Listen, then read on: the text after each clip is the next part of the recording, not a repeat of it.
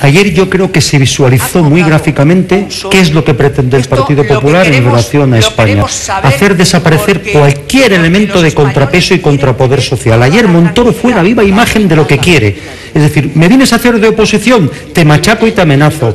Vienes los medios de comunicación, vienes los medios de comunicación a decir alguna cosa, te amenazo insinuando cosas.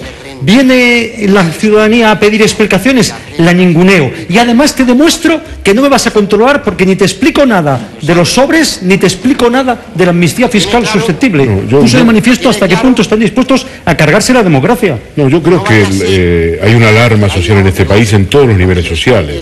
A nosotros nos amenazaron en Telecinco el día sábado en el gran debate. Nos amenazaron antes de comenzar el programa y nos amenazaron en el curso del programa acusando de interposición de acciones legales para que moderáramos.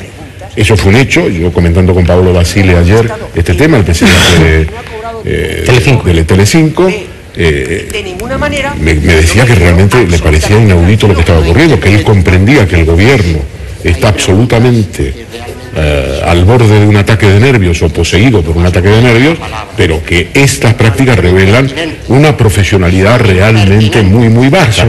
Entonces, yo creo que en todos los sectores sociales estamos hablando de gente que no es opositor al gobierno y que en general, pero es brutal. Lo de ayer fue una amenaza. El señor Montoro se ha convertido en Fouché, es decir, es un policía político. Fouché tenía un talento político de máximo Bueno, me refiero nivel, a la parte más burda.